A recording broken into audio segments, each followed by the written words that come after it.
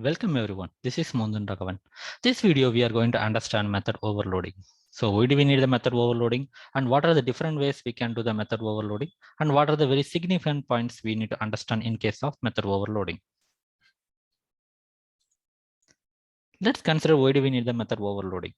Method overloading increases the readability of the program by calling the same method with the different types of data or with the different types of number of arguments. And since we have multiple methods with the same name, the binding will be done at the compilation time itself, which means that while doing the compile itself, we will be knowing which kind of method or which method we are going to call in case of runtime. And method overloading happens within the same class. And we have discussed what are the different ways we can do the method overloading. Here you can see by changing the number of arguments in the method signature. By this time, I hope in the previous video, we have understood what is method signature. The method signature will be nothing like your method name followed by open and close parentheses having different types of arguments with the different data types. And another way to create the method overloading is like by changing the arguments type in the method signature.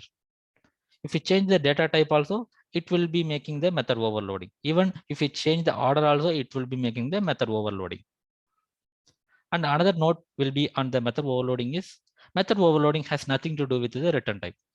So it's not checking the return type in order to consider whether it is the overloaded method or not. Here we can see two classes, overloading demo 1 and overloading demo 2. So in this, we are going to understand each and every point that we discussed so far. The first point is method overloading increases the readability of the program. So rather than going with our own example, we will go with the string class. Here in the main method, you can see string name is equal to Mugundan, and I am going to create name.index of. In this case, I am just going to find the index of a character.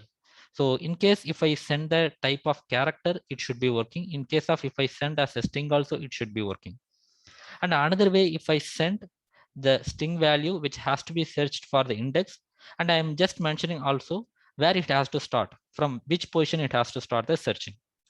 So these are the three different scenarios for the given index of method.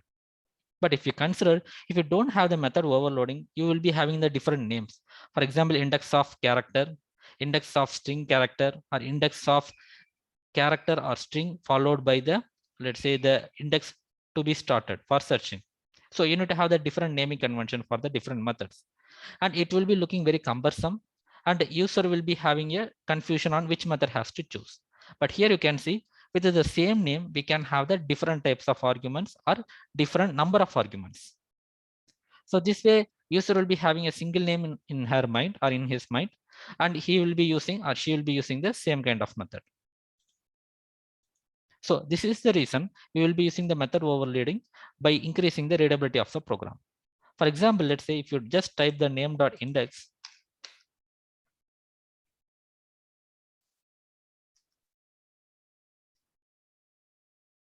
and you will be seeing all the overloaded methods. Here you can see what type of arguments it has. For example, the first method has the integer character, and second method has the string, and third method has the integer character followed by the integer from index, from which index it has to start the search. And another method also there, which will be having the string and the from index as an integer type. So these are the different overloaded methods. If you see here, all the method names are same, whereas you will be having the different data type of argument, or you will be having the different number of data types of arguments. So this way we understood why do we need the method overloading to increase the readability of the program. The next point will be by calling the same method for different types of data. So here we already have seen by calling the index of method with the character type, with the string type, with the string followed by the integer type as well. But however, we will be seeing our own example. Here you can see the method called sum integer AB. So which will be receiving two arguments type of integer A and B. And another one will be having the integer type of A, B, C, three types of arguments.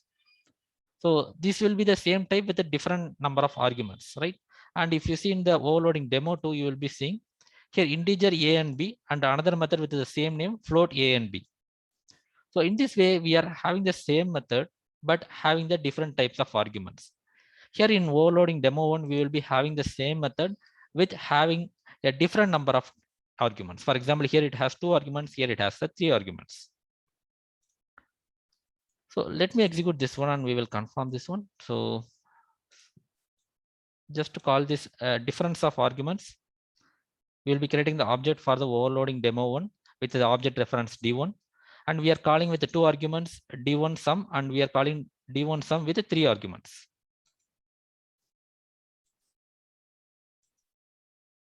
Here you can see both will be working fine, because in the compile time itself, you will be understanding, or the JVM will understand. See, here we have two arguments type of integer. So you will be choosing this method. And if you have three arguments with the type of integer, it will be searching the methods under the same class. Since we are creating the object for the same class, it will be finding this method and it will be assigning that method in the runtime.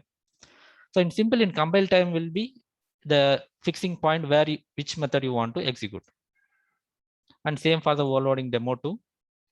Here we are creating the object for the overloading demo 2 class, and we are calling the same method, sum method. One time it will be with integer data type, another time it will be with the floating data type.